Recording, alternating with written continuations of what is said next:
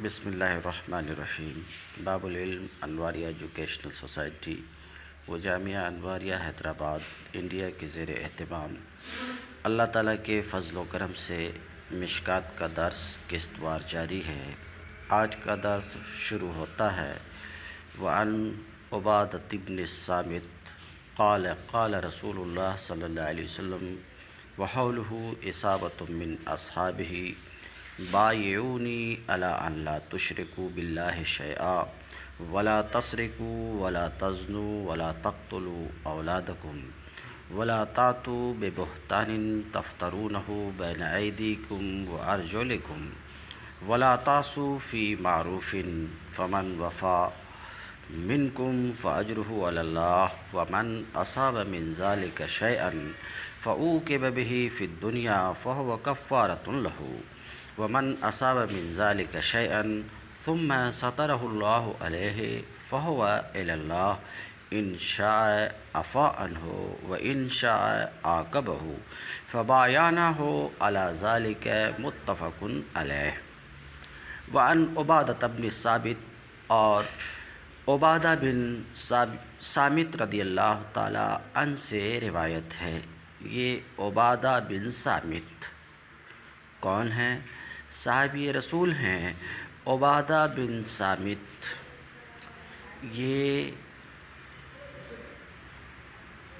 12 نقبہ میں سے ایک ہیں، 12 نقبہ میں سے ایک ہیں۔ یہ تفصیل ذرا اس کی تفصیل ہے کیونکہ یہ بڑی عظیم شخصیت ہے اور اسلام کے پھیلنے میں بڑا ان کا دخل ہے، اس وجہ سے ذرا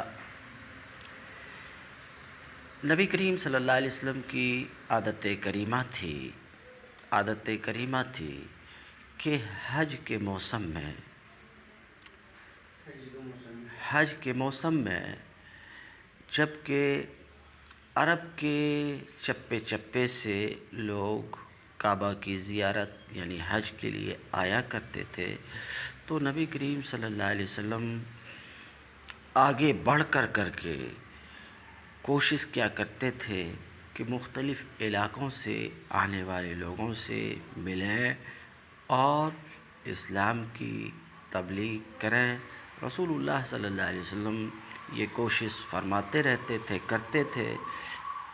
یہ بھی بات اس کے ساتھ درست ہے کہ کفار قریش پیچھے لگے رہتے تھے کہ ان کی آواز دوسرے تک نہ پہنچے، تو پیچھے لگے رہتے تھے، شور شرابہ کرتے تھے۔ یہ ساری باتیں صحیح ہے، اس لیے آپ صلی اللہ علیہ وسلم ذرا کعبہ سے دور بڑھ کر کے ہی چاہت ہوتی تھی کہ لوگوں سے ملیں اور اسلام کی دعوت دیں۔ سن 10 نبوی، نبوت کا 10واں سال تھا تو سن 10 نبوی کو نبی کریم صلی اللہ علیہ وسلم اسی تبلیغ کے ارادے سے باہر نکلے تو عقبہ کے پاس، عقبہ گھاٹی ایک وادی ہے، اسی کے قریب میں اب اس جگہ جہاں کی میں بات کر رہا ہوں وہاں پر مسجد اب بنی ہوئی ہے، وہ مسجد عقبہ کہلاتی ہے، بات سمجھ رہے ہیں؟ اور اسی کے قریب وہ جگہ ہے جہاں اسی سے کچھ دور پہ وہ جگہ ہے جہاں حاجی لوگ حج کرنے کے لیے جاتے ہیں تو کنکری مارتے ہیں، بات سمجھ رہے ہیں؟ تو کعبہ سے کچھ فاصلے پر ایک وادی ہے، اس کا نام ہے عقبہ، سمجھ رہے ہیں؟ تو نبی کریم صلی اللہ علیہ وسلم وہاں پہنچے تو مدینہ سے 6 لوگ مکہ آئے تھے، سمجھ رہے ہیں؟ 6 لوگ مکہ آئے تھے حج کرنے کے ارادے سے بھی اور اس ارادے سے بھی کہ قریش، مکہ کے قریش سے، لمبی گفتگو نہیں کروں گا، 2 منٹ، مکہ کے قریش سے معاہدہ کریں گے، امداد باہمی کا معاہدہ کریں گے کہ ہم ایک دوسرے کے دوست بن کر کے رہیں گے، آپ کو جب ضرورت ہوگی، سمجھ رہے، ہم آپ کی مدد کریں گے، ہمیں جب ضرورت ہوگی تو آپ مدد کریں گے۔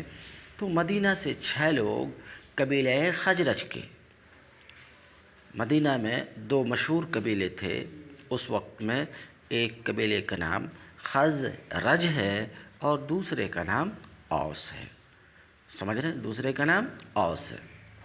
تو قبیلے خزرج کے 6 لوگ آئے تھے اسی مقصد سے، قریش سے معاہدہ کرنے کے لیے، مگر اتفاق سے نبی کریم صلی اللہ علیہ وسلم سے ان 6 لوگوں کی ملاقات ہو گئی اور آپ صلی اللہ علیہ وسلم نے دعوت دیا اور کہا اللہ نے مجھے نبی بنا کر بھیجا ہے، بس میں نے دعوت دیا۔ جب یہ دعوت ان 6 لوگوں کے کان تک پہنچی تو 6 ایک دوسرے کا منہ دیکھنے لگے، بس میں نے ایک دوسرے کا منہ دیکھنے لگے اور پھر بولے جس مقصد سے ہم آئے ہیں اس سے بہتر یہ ہے کہ ہم اسلام قبول کر لیں، ان کے اوپر ایمان لے آئیں، اور آپس میں کہیں ایسا نہ ہو کہ یہود ہم پر سبقت کر جائے، یعنی ہم سے پہلے یہود لے آئے، اوس و خزرج اور یہود دونوں کی بستیاں ایک ساتھ تھیں، آس پاس میں متصل تھی، ان کے درمیان یہود اور اوس و خزرج کے درمیان یوں رہتی تھی، بات سمجھ رہے ہیں، ہمیشہ کھینچا تانی رہتی تھی۔ تو انہوں نے کہا کہیں ایسا نہ ہو کہ اسلام قبول کرنے میں یہود ہم پر آگے بڑھ جائیں، بات سمجھ رہے ہیں، آگے بڑھ جائیں اور ہم پیچھے رہ جائیں، اگر ایسا ہوا تو ہمارا بہت خسارہ ہوگا۔ یہ بات کیسے انہوں بولے؟ یہ مشرک تھے، خزرج اوس کے لوگ مشرک تھے، صدیوں کے مشرک تھے، مگر اس کے باوجود یہ کیسے بولے؟ اصل میں جب ان لوگوں کے پنگے چلتے رہتے تھے، یہودیوں سے چلتے رہتے تھے، تو یہودی بات بات میں کہتے تھے ان لوگوں کو کہتے تھے اچھا تھوڑے وقت مزے کر لو، ہمارے رسول آنے والے، ان کے ساتھ مل کر کے تمہارا ستیہ ناش کریں گے، تاس ناس کر دیں گے، ہم ایک رسول آنے ہی والے ہیں، اس کا ہم انتظار کر رہے ہیں، وہ آئے اس کے بعد تمہیں اچھا مزہ چکھاتے، بات سمجھ رہے ہیں، اس طرح کی بات ان لوگوں کو کہتے تھے۔ تو یہودیوں سے ہی سن کر کے ان کے کان میں یہ بات پہلے سے پہنچی ہوئی تھی کہ رسول بھی کوئی چیز ہے، ورنہ انہیں کیا معلوم رسول کیا چیز، مشرکوں کو کیا معلوم رسول کیا ہے، بات سمجھ رہے ہیں، کتاب کیا ہے، بات سمجھ میں آ رہی ہے۔ مگر چونکہ یہودیوں کے پڑوس میں رہتے تھے، جیسے کہ آج کل جو ہندو مسلمانوں کے پڑوس میں رہتے ہیں، تو کچھ نہ کچھ اسلامی موٹی موٹی باتیں وہ جانتے ہیں، اللہ، رسول، قرآن، کتاب، نماز، روزہ، بات سمجھ رہے ہیں۔ تو یہودیوں کے بازو میں رہنے کی وجہ سے ان کے کان میں، سمجھ رہے ہیں، رسول کی خبر پہنچی ہوئی تھی، اور یہ بات ان سے بار بار سنتے رہتے کہ ایک رسول کی آمد ہونے والی ہے، بات سمجھ رہے ہیں، آمد ہونے والی، ورنہ ان کو کیا، مشرکوں کو کیا خبر کہ رسول کیا چیز ہے۔ تو جب رسول اللہ صلی اللہ علیہ وسلم کی دعوت پہنچی تو آپس میں ایک دوسرے کو دیکھتے ہوئے بولے کہ یہ مسئلہ سوچنے کا نہیں ہے، تیزی سے آگے بڑھ کر کے اسلام قبول کر لو، ورنہ کہیں اگر وہ سبقت کر گئے تو پھر انہوں جیسا بولے ویسا ہوا تو بہت برا ہوتا۔ تو المختصر یہ کہ ان 6 لوگوں نے اسلام قبول کر لیا۔ 6 لوگ جو آئے تھے ان 6 میں ایک عبادہ بن صامت بھی تھے، اسلام قبول کر لیے اور رسول اللہ صلی اللہ علیہ وسلم سے عہد کیے کہ آئندہ سال پھر ہم لوگ آئیں گے، آئندہ سال پھر ہم لوگ آئیں گے اور اسی جگہ ملاقات ہوگی۔ تو اگلے سال پھر آئے رسول اللہ صلی اللہ علیہ وسلم، پھر وہاں سے پھر اسی جگہ آئے، اور ابھی تو 6 آئے تھے اس بار، اگلے سال 12 لوگ آئے، اگلے سال 12 لوگ آئے، تو 12 میں 3 اوس کے بھی تھے، 3 لوگ اوس کے تھے، باقی لوگ خزرج کے تھے، سمجھ رہے ہیں۔ تو ان 12 میں، سمجھ رہے ہیں، ان اگلے سال جب آئے تو پھر لوگ آئے، اسی وقت جب اگلے سال 12 لوگ آئے تو اس وقت بیعت ہوئی، عہد و پیمان ہوئی، بات آپ سمجھ رہے ہیں، میں شارٹ کر رہا ہوں اس واقعہ کو. پھر اگلے سال جب لوگ آئے، انہی میں حضرت عبادہ بن ثابت رضی اللہ تعالی عنہ آئے. اس وقت کچھ جو بیعت ہوئی، اسی بیعت کا کچھ حصہ یہاں پر موجود ہے. بس میں اسی اگلے سال ان لوگوں نے نبی کریم صلی اللہ علیہ وسلم سے گزارش کی کہ کسی ایک معلم کو ہمارے ساتھ بھیج دیں، کسی ایسے شخص کو بھیجیں جو اسلام کی ہمیں تعلیم دیں اور اسلام کی تبلیغ کریں. المختصر، بہت شارٹ کر کے بتا رہا ہوں، لمبا نہیں کر رہا ہوں. چنانچہ نبی کریم صلی اللہ علیہ وسلم نے ان کے ساتھ حضرت مصعب بن عمیر کو بھیجا رضی اللہ عنہ.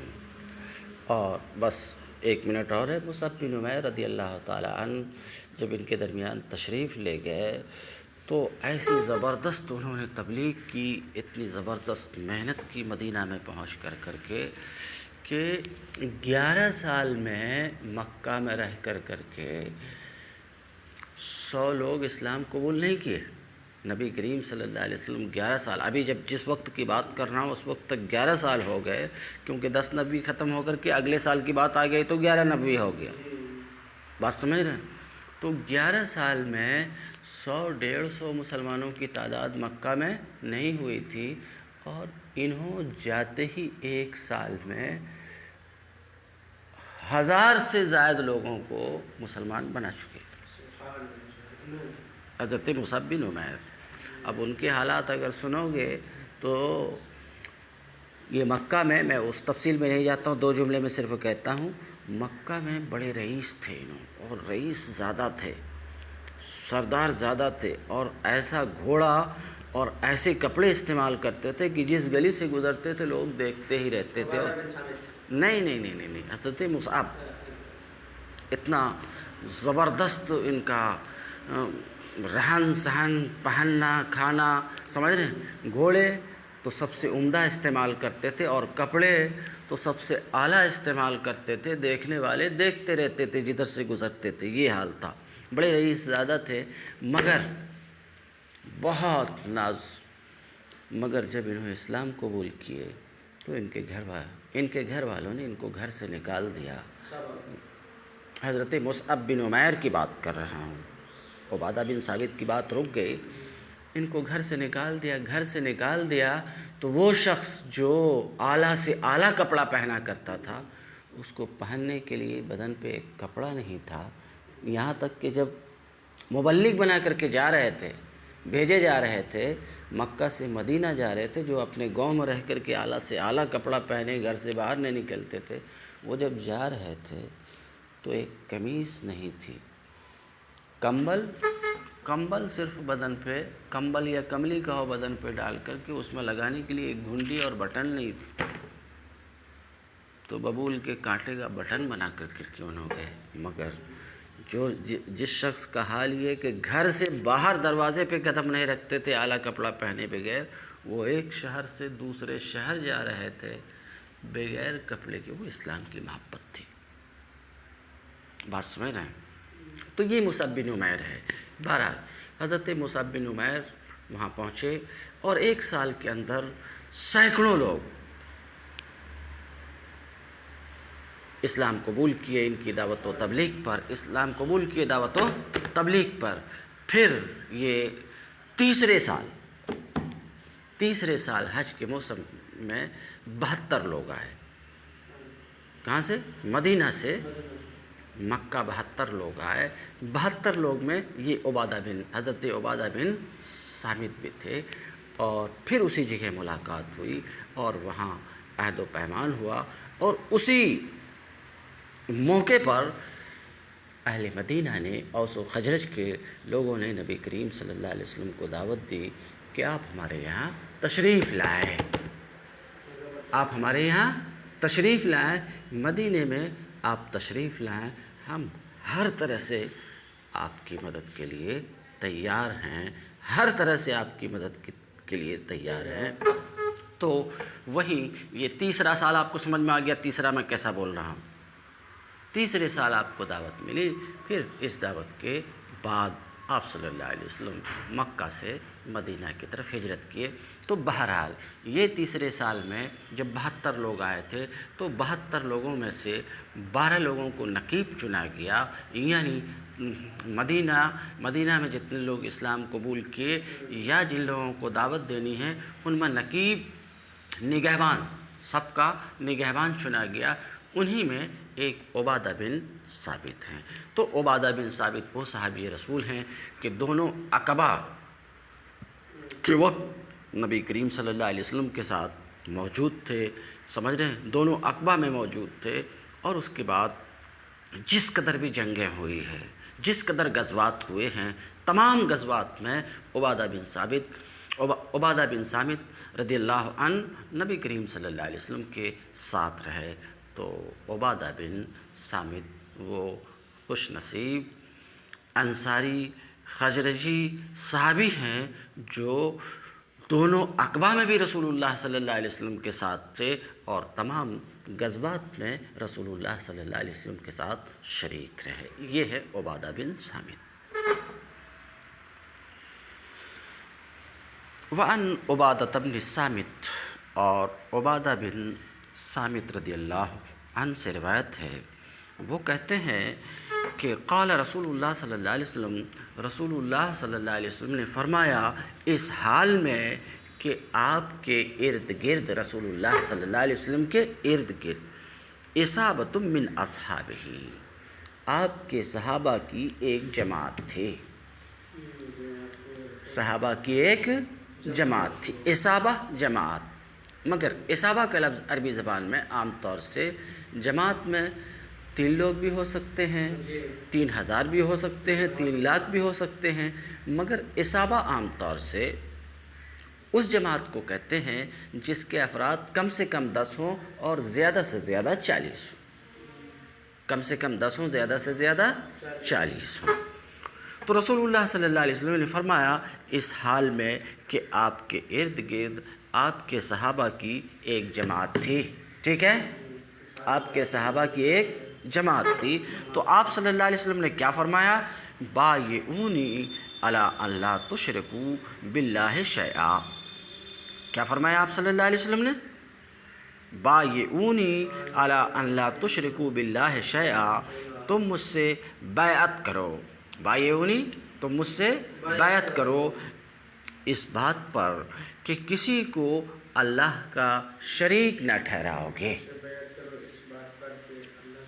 کسی کو اللہ کا شریک نہ ٹھہراؤ گے، کسی کو اللہ کا شریک نہ بناؤ گے، اور اس بات پر کہ چوری نہ کرو گے، تم مجھ سے عہد و پیمان کرو اس بات پر کہ چوری نہ کرو گے اور زنا نہ کرو گے، ولا تقتلوا اولادکم، اور اپنے بچے کو قتل نہ کرو گے، اس بات پر عہد و پیمان لیے جانے کی، باقی بات تو صاف ہے ہی، اس بات پر عہد و پیمان لیے جانے کی ضرورت اس وجہ سے کہ عرب میں اس زمانے میں، جس زمانے میں نبی کریم صلی اللہ علیہ وسلم تشریف لائے تھے اور اس سے پہلے ایک عام بات تھی کہ عام عرب اپنی بچیوں کو زندہ درگور کر دیتے تھے، قتل کر دیتے تھے، یہ آپ کو معلوم ہے تقریر کی کتابوں سے، بات آپ سمجھ رہے ہیں؟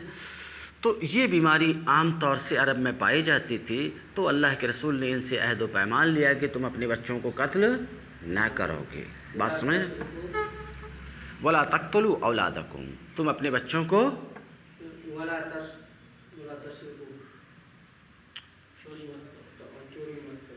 ولا تسرقوا، چوری نہ کرو گے، ولا تزنوا، اور زنا نہ کرو گے، ولا تقتلوا اولادکم، اور اپنے بچوں کو قتل نہ کرو گے، ولا تاتوا، تم مجھ سے، اللہ کے رسول کیا فرماتے ہیں؟ مجھ سے بیعت کرو ان باتوں پر، عہد و پیمان کرو اس باتوں پر، بات سمجھ رہے ہیں؟ ولا تاتوا ببہتان تفترونہ بین ایدیکم وارجلکم، اور عہد و پیمان کرو اس بات پر کہ ولا تاتوا ببہتان، بہتان تراشی نہ کرو گے، بہتان نہیں لگاؤ گے، سمجھ رہے ہیں؟ کیا کرو گے؟ ابھی بہتان کا معنی اس سے پہلے والے سبق میں بیان کر چکا ہوں، سمجھ رہے ہیں، 1 دن یا 2 دن پہلے بیان کر چکا ہوں کہ بہتان اس جھوٹ کو کہتے ہیں جسے سن کر آدمی مبہوت ہو جاتا ہے، الزام تراشی، کسی پر جھوٹا الزام لگانا، بات سمجھ رہے ہیں۔ بہرحال مسئلہ یہ ہے کہ تم مجھ سے بیعت کرو اس بات پر کہ بہتان، سمجھ رہے ہیں، بہتان نہیں لگاؤ گے، تفترونہ بین ایدیکم وارجلکم، وہ بہتان جسے تم اپنے ہاتھ پاؤں کے سامنے گڑھتے ہو، مطلب یہ ہے کہ اپنی طرف سے گڑھ کر جھوٹی تہمت کسی پر نہیں لگاؤ گے۔ بات اب سمجھ گئے؟ اپنی طرف سے گڑھ کر کے جھوٹی تہمت کسی پر نہیں لگاؤ گے۔ تو ایک ظاہری معنی تو اس کا یہی ہے، کس کا؟ وَلَا تَأْتُوا بِبُہْتَانٍ، اپنی طرف سے گڑھ کر جھوٹی تہمت کسی پر نہیں لگاؤ گے۔ یہ بات آج کل بھی پائی جاتی ہے، یہ بات آج کل بھی پائی جاتی ہے کہ لوگ اپنی طرف سے گڑھ کر کے کسی پاک دامن شخص، مرد ہو یا عورت، اس پر جھوٹی تہمت آج بھی لگا دیتے ہیں۔ ایسا آج بھی چلتا ہے، اور پہلے تو کچھ زیادہ ہی یہ بات تھی، بات سمجھ رہے ہیں۔ تو نبی کریم صلی اللہ علیہ وسلم نے فرمایا اس بات پر بھی مجھ سے بیعت کرو، تو بیعت کرو گے، اس پر عمل کرو گے، تو تم بیعت کرو اور عمل کرو، میری طرف سے کیا ہوگا؟ میری طرف سے تم اگر ایسا کرو گے تو میری طرف سے کیا ہے؟ میری طرف سے یہ ہے کہ اللہ تمہیں جنت میں داخل کرے گا۔ بات سمجھ میں آئی؟ بہرحال مسئلہ یہ ہے کہ کسی پاک دامن اپنی طرف سے گڑھ کر کے کسی پر تہمت نہیں لگاؤ گے، اس بات پر بیعت کرو۔ تو تہمت کا ایک عام معنی ممکن ہے یہاں پر بہتان سے مراد خاص قسم کی تہمت ہو، یہ بھی احتمال ہے۔ کیا مطلب؟ کسی پاک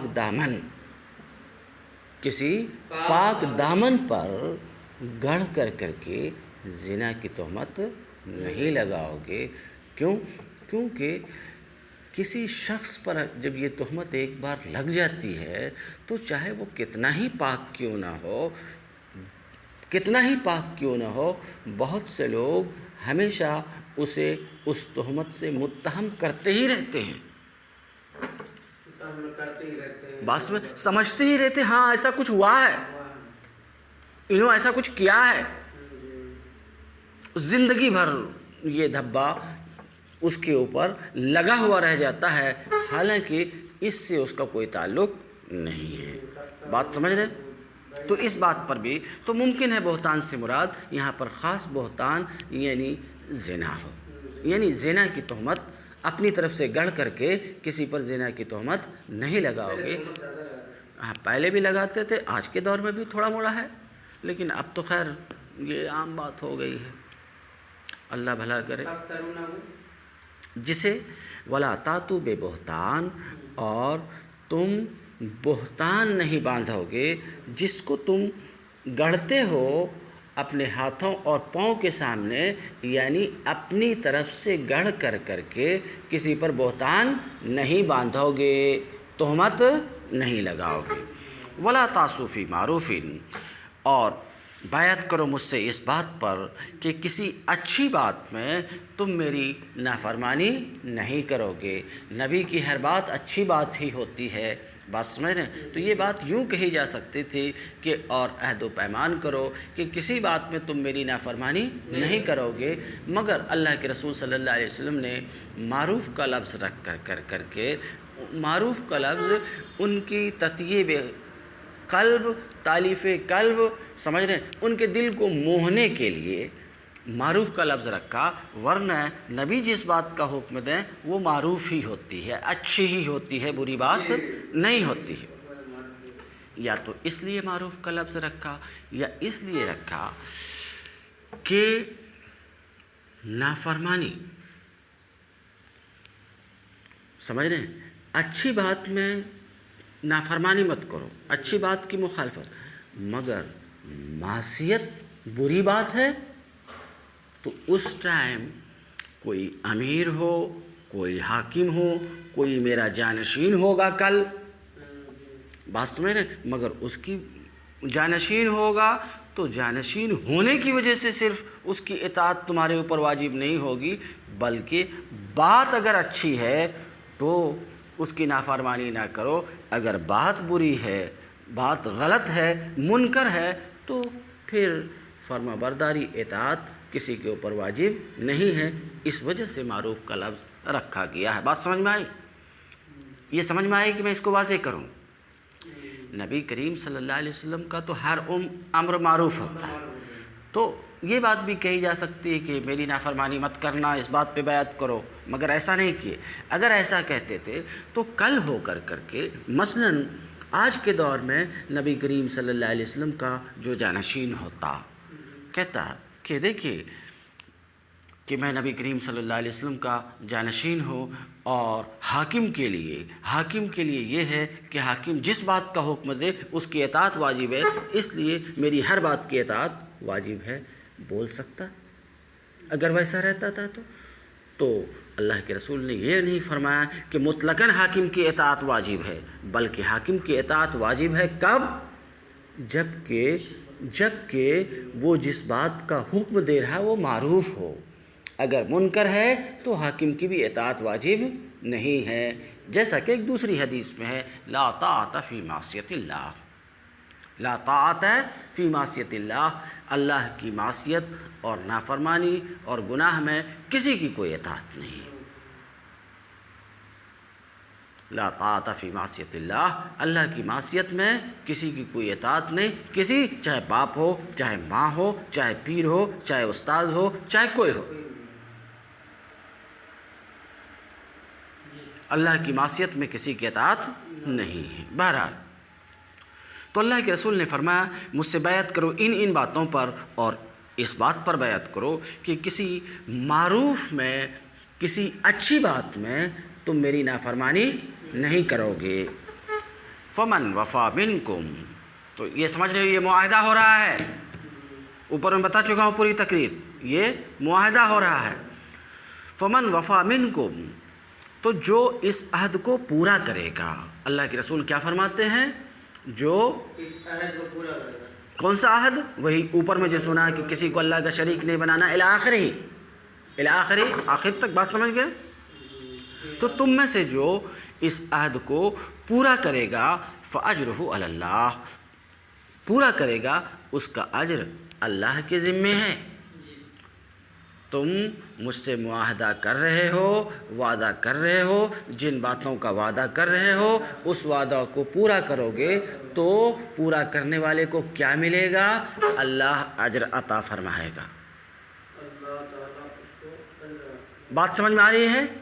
فَأَجْرُهُ عَلَى اللَّهِ، تو اس کا صلہ، اس کا بدلہ اللہ کے یہاں ہے۔ ومن، بات سمجھ گئے؟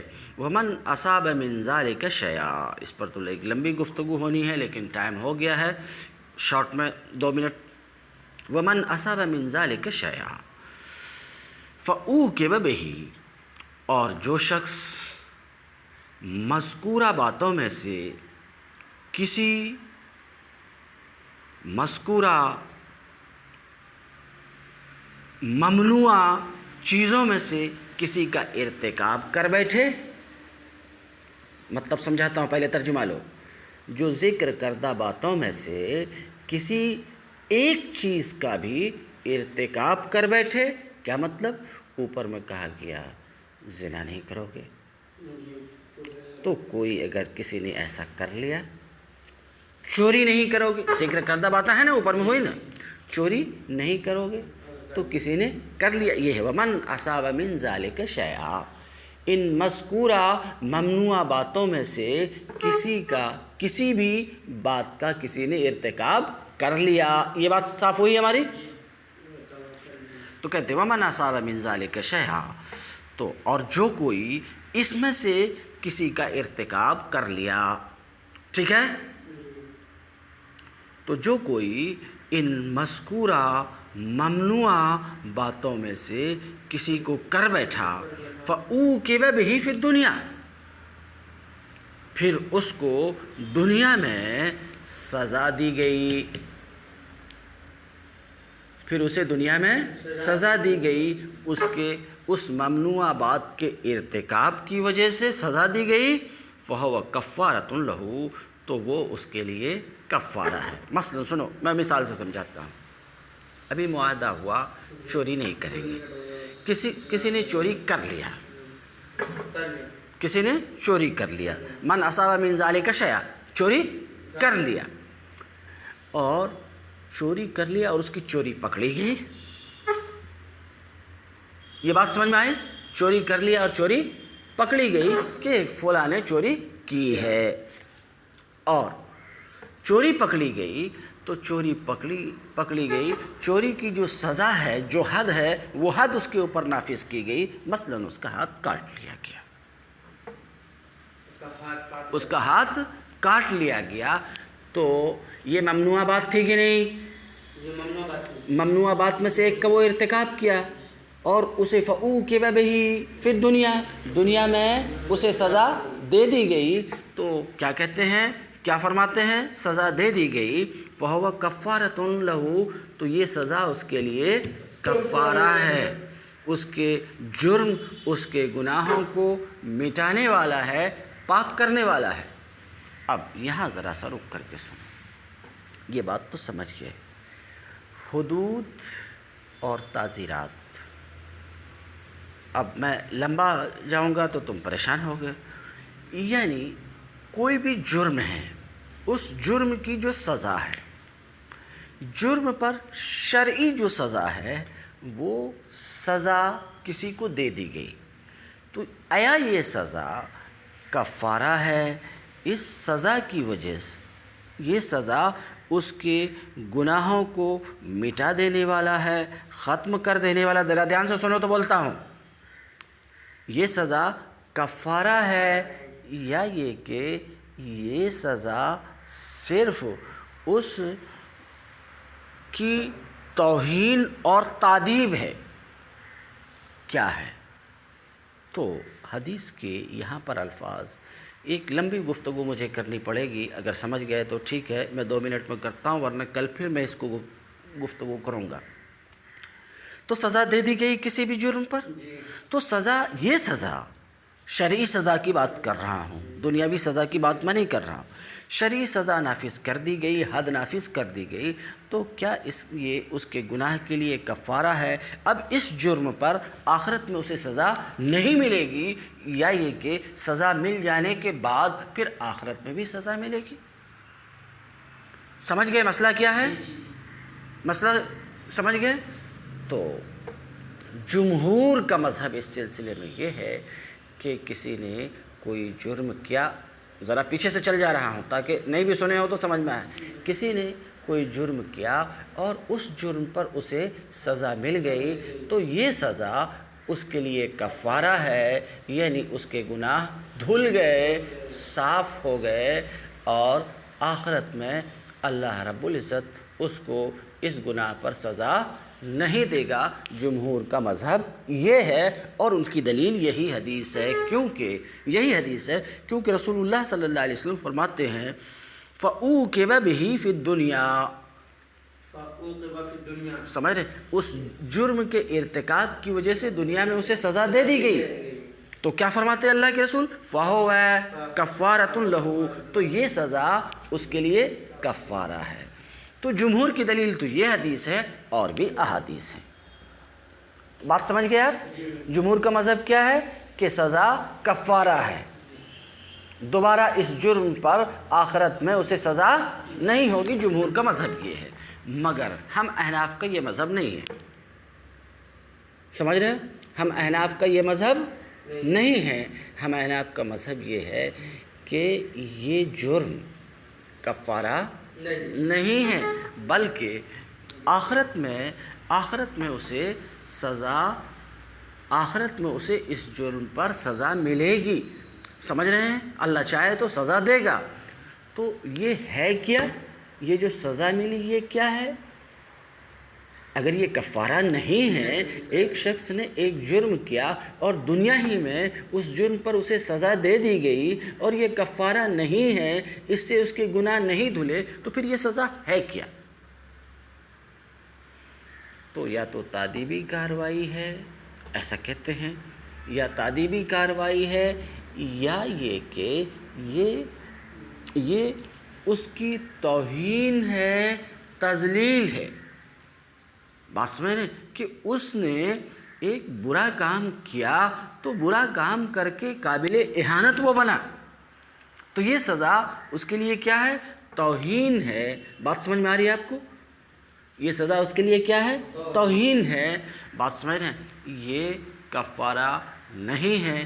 مجھے اس پر ایک لمبی گفتگو کرنی پڑے گی، اس کا ترجمہ کرتا ہوں، کل پھر یہاں سے ہم پلٹ کر کے آئیں گے۔ بات سمجھ رہے ہیں کہ ومن اصاب من ذالک شیئا، یہ بہت اہم بات ہے، ترجمہ بھی سر دست کر دیتا ہوں۔ ومن اصاب من ذالک شیئا، اور جو ان میں سے کسی ایک جرم کا ارتکاب کر بیٹھے پھر اسے اس پر سزا دے دی جائے دنیا میں، تو یہ سزا اس کے لیے کفارہ ہے۔ ومن اصاب من ذالک شیئا، اور جو ان باتوں میں سے کسی کو بھی کر بیٹھے، کسی کو سمجھ گئے؟ مثلاً سریقہ، مثلاً زنا، جو ان باتوں میں سے کسی کو کر بیٹھا پھر اللہ نے چھپا دیا، یعنی کوئی جرم کیا اور اس کے جرم پر پردہ پڑا رہا، آشکارا نہیں ہوا، فہو الی اللہ، تو یہ اللہ کے سپرد ہے، تو یہ اللہ کے سپرد ہے۔ ان شاء عفا عنہ، اللہ چاہے گا تو معاف کر دے گا، اور اللہ چاہے گا تو اسے سزا دے گا۔ فبایعناہ علی ذالک، تو عبادہ بن ثابت کہتے ہیں ہم سب لوگ نبی کریم صلی اللہ علیہ وسلم سے اس مذکور باتوں پر کیا کیے؟ بیعت کیے، عہد و پیمان کیے۔ متفقون علیہ، یہ حدیث بخاری اور مسلم دونوں میں ہے۔